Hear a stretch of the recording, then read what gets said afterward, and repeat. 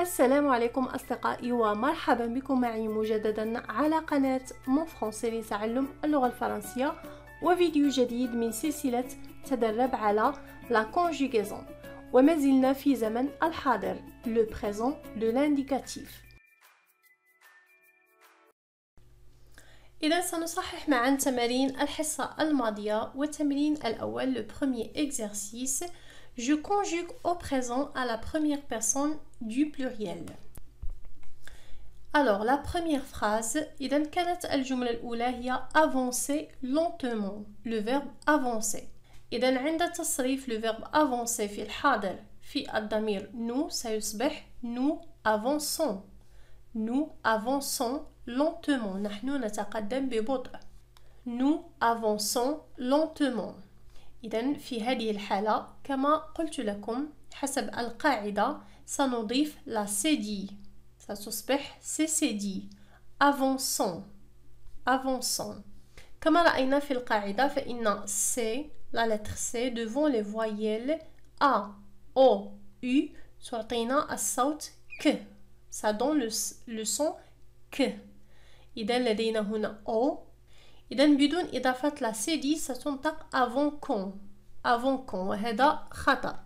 لذلك نضيف لا cd لكي تصبح لنا avançons لكي تعطينا le son c avançons.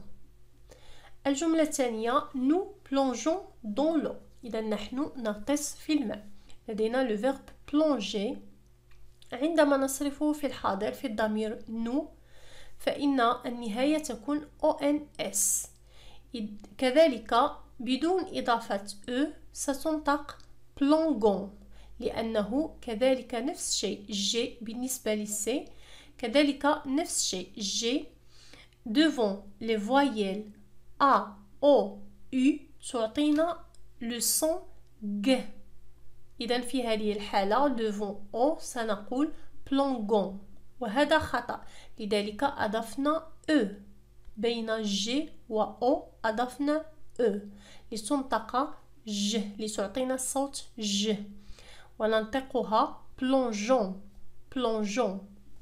إذن بالنسبة للسي نضيف لا cd وبالنسبة للج نضيف E. Nous plongeons dans l'eau. الجملة الثالثة nous rinçons. La même chose, le verbe rincer.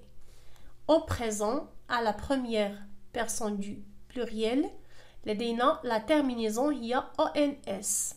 إذن C devant O تعطينا le son ك. لذلك نضيف la cd لكي يصبح الصوت S. Rinçons, rinçons. Nous rinçons le linge. نمر إلى الجمل الأخرى.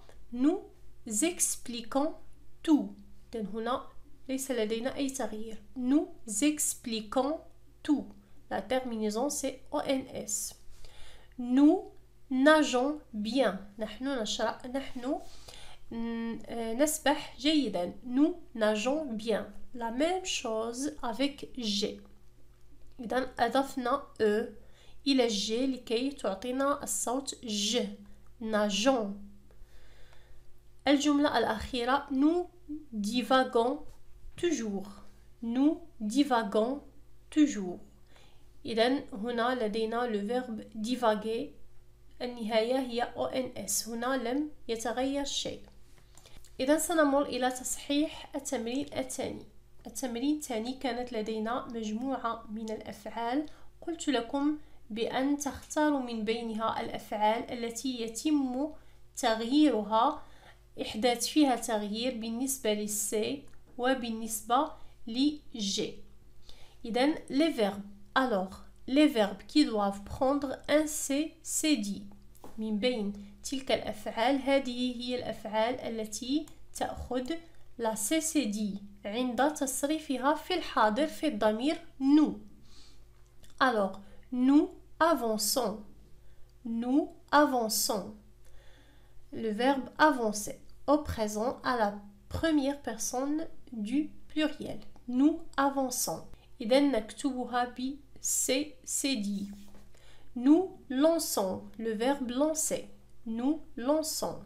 كذلك تكتب ب CCD. Nous grinçons. Le verbe grincer كذلك تكتب ب CCD. Nous menaçons. Le verbe menacer كذلك تكتب ب CCD. Nous traçons. Le verbe tracer كذلك تكتب ب CCD. الآن سنرى les verbes qui doivent prendre un GE، يعني الأفعال التي يجب أن نضيف E إلى G عند تصريفها في الحاضر في الضمير nous au présent à la première personne du pluriel. Nous encourageons. إذن هنا أضفنا E إلى G. Nous encourageons. Le verbe encourager يشجع. لدينا nous rallongeons. Le verbe rallonger. كذلك أضفنا E إلى G. Nous rallongeons. Nous déménageons. Le verbe déménager. Nous déménageons. كذلك نضيف E إلى G أو نضيف E بين G والنهاية ONS. Nous rédigeons. Le verbe rédiger. كذلك نضيف E بين G والنهاية ONS. Nous prolongeons. Le verbe prolonger كذلك نضيف E بين G والنهاية ONS.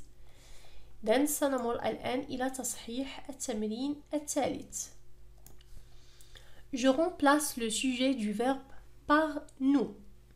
إذن كان التمرين هو أن نعوض كل فاعل في الجملة ب nous. هذا هو التمرين، أن نعوض كل فاعل في الجملة ب nous. Par exemple, la première phrase كانت هي je rédige le compte rendu. إذا عوضنا je ب nous. أصبحت الجملة nous rédigeons.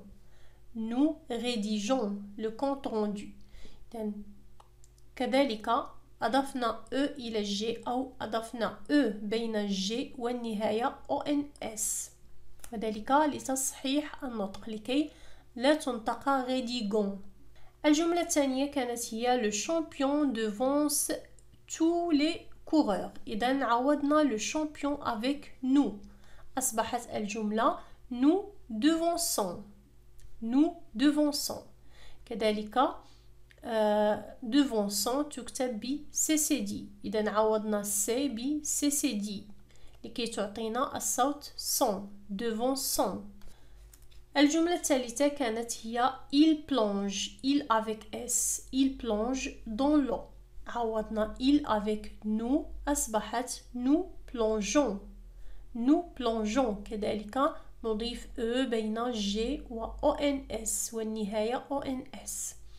Dans l'eau de piscine. آخر جملة كانت هي les ouvriers commencent le travail tôt. إذا les ouvriers عوضناها ب nous. أصبحت الجملة nous commençons. نحن نبدأ. Nous commençons le travail tôt. إذا كذلك le verbe commencer عند تصريفه في الضمير nous في الحاضر فإنه يأخذ la CCD. Nous commençons. إذا سنمر إلى تصحيح التمرين الرابع والأخير. Je mets les verbes entre parenthèses au présent. إذا كانت لدينا أفعال سنصرفها في الحاضر. لدينا الجملة الأولى nous prolongeons notre séjour à la campagne. إذا كان لدينا le verbe prolonger. Le verbe prolonger. Nous prolongeons. Nous prolongeons. لاحظوا أضفنا كذلك E بين G والنهاية ONS لننطقها jon. Prolongeons. Sinon ستنطق gon. Prolongons. الجملة الثانية le joueur lance la balle à son ami. إذا بالنسبة le verbe lancer هنا لم يتغير شيء. Le joueur lance. اللاعب يرمي. Le joueur lance la balle à son ami. Mon frère claque. Le verbe claquer. كذلك هنا صرفنا الفعل بدون تغيير أي شيء. Mon frère claque. la porte de notre chambre. La terminaison c'est E. لدينا nous. Le verbe effacer. كذلك هنا effacer تأخذ la CCD. يعني قمنا باستبدال سي بCCD. لاحظوا دائما بأن التغيير يكون فقط في الضمير nous. Nous effaçons. إذن قمنا بإضافة la CD لتعطينا الصوت س. effaçons. لأنه لدينا النهاية تبتدئ بلا فويل أو. إذن وهذه هي القاعدة المستفادة من هذه التمارين. تقول les verbes terminés en C et G. يعني الأفعال التي تنتهي ب C, ER أو G, ER هي أولا أفعال من المجموعة الأولى sont du premier groupe. هي أفعال المجموعة الأولى يعني تنتهي ب ER. Leur radical se termine par une lettre qui peut représenter deux sons.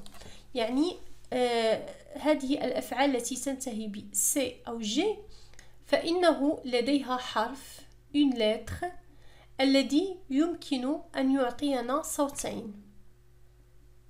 C يمكن أن تعطينا الصوت س أو ك. كذلك G يمكن أن تعطينا الصوت ج أو ج. وذلك حسب يعني الحرف الذي يليها. الحرف المتحرك الذي يليها selon la voyelle qui suit. إذن كما رأينا في قواعد النطق C devant A, O, U تعطينا le son K. Et C devant E, I أو Y تعطينا le son S. كذلك G devant les voyelles A, O, U تعطينا le son G. تعطينا الصوت G. لكن G devant E, I أو Y تعطينا le son J. وبهذا فإننا عندما نصرف هذه الأفعال التي تنتهي ب C أو G في الحاضر au présent à la première personne du pluriel يعني في الضمير nous فإنه يطرأ عليها تغيير.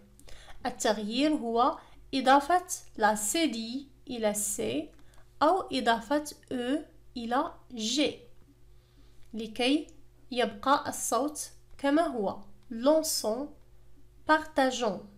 لأننا في هذه الحالة إذا لم نضيف la CD سينطق lançons وهذا خطأ. كذلك إذا لم نضيف E فإنها ستنطق partagon وهذا خطأ.